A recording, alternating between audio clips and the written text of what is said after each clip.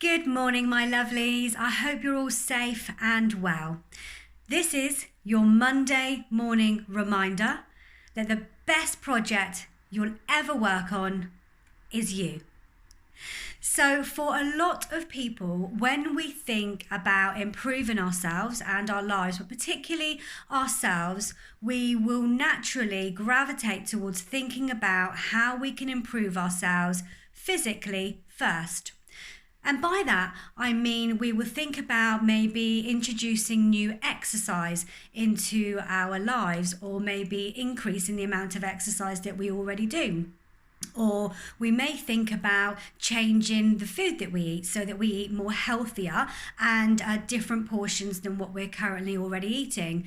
We may think about increasing our hydration so that we're drinking more water, because we do know that we do need a certain amount of water to drink each day to keep ourselves hydrated and nice and healthy.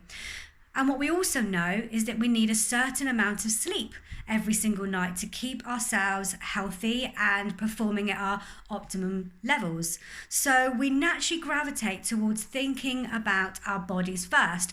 And this is the same as well as when we are experiencing trauma. So we will think about our bodies and dealing with our bodies in a completely different way than what we do with our minds, as a prime example. And I did a video about this a few months ago. It was called You Matter, and have a look on my YouTube channel. I discussed in that video the difference that we handle any trauma related to our bodies. So for instance, it could be breaking a bone, in the way that we deal with that. So we might go and seek medical advice. We might go to a doctor or definitely a hospital, have an x-ray done, and have that part of our body put in plaster, and then keep that medical attention there, and once we've got the plaster removed, we do physiotherapy to increase the strength of that part of our body again, so that it can return either back to the way it was before or even stronger than the way it was before. But we actually deal with our emotions and our mindset in a completely different way.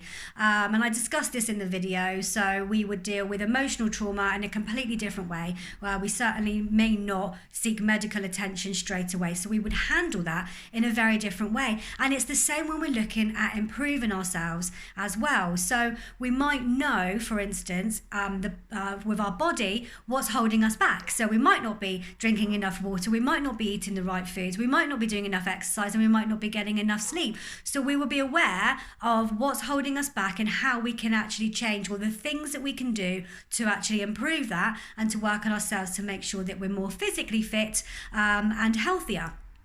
But we won't necessarily do that with our minds. And it's just as important, if not more important, to actually work on our minds, because, well, for a start, the body follows the mind. And with our minds as well, it affects how we think, how we feel, and how we act.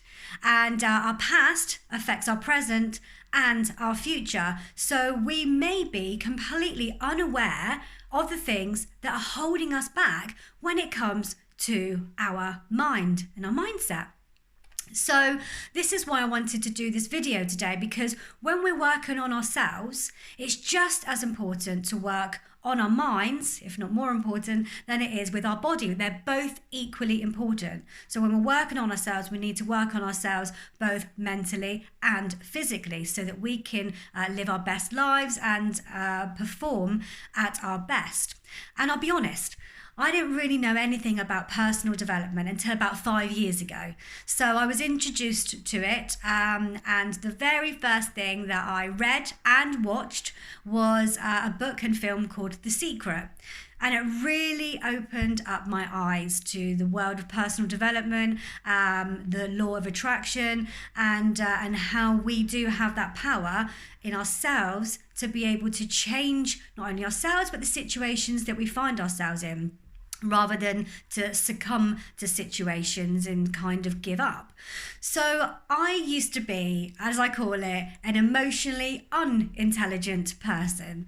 So I didn't really deal with my past. I had several events, like many people in my past, that were significant emotional events and quite traumatic, which range from sexual assault to bullying, excuse me, to my accident that I had when it came to my back. I didn't process these things properly, so I never dealt with them properly. I never sought that attention with my mind when it comes to those events. So my mind just carried on, but I would actually feel the trauma in my body as well, but I would always focus on my body to work on myself rather than my mind.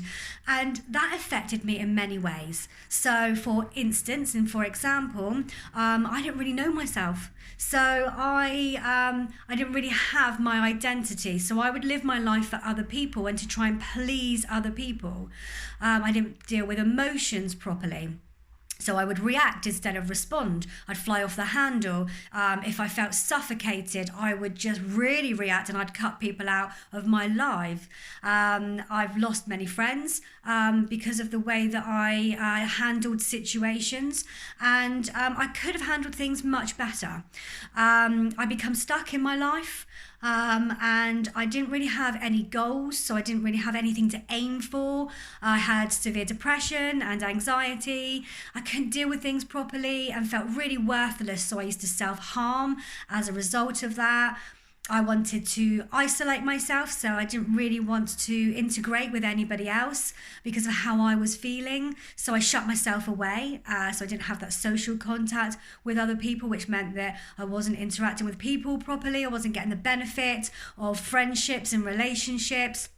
When it comes to relationships, I was making the wrong decisions, not only in relationships, but in quite a few areas of my life. These decisions weren't best serving me. I was doing things for what I thought I should do or for other people, rather than what was true for me. Because like I said, I didn't really know who I was, so how could I make those decisions for myself if I didn't know who I really was? And it was really affecting my life. So I become completely stuck, and I was being held back in many ways that I was completely unaware of. So I was introduced to The Secret, and it really opened up my eyes, and I'm fascinated with the human mind anyway. At this point, I'd already started my psychology degree, so I was becoming more and more aware of psychology in general. But what happened is when I was introduced to personal development, I could shift that focus to me and to work on myself. And that's really the message of today's video, is as well as focusing on improving yourself physically, particularly in this time of lockdown, have a look at what you can do with your mind. So spend some time in reflection each day and work out how you feel about the situations that you've encountered that day. Spend some time on yourself. Who are you really? When it really comes down to it, who are you? What are your strengths? What are the areas in which you can improve on? And go to work on those things. Have a look at YouTube. There's some great videos on YouTube when it comes to personal development. Have a look at some online courses.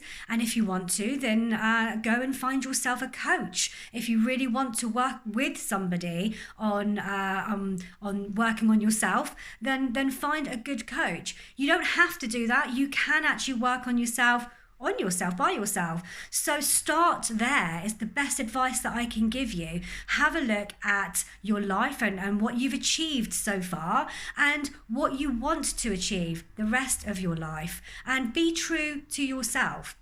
Because, we're only here once, and it would be amazing if we could live the best life that we possibly can live. And perhaps we do owe that to ourselves. So this is your Monday morning reminder that the best project you can ever work on is you. I hope you have a great week, my lovelies, and I'll speak to you soon. Take care. Mwah.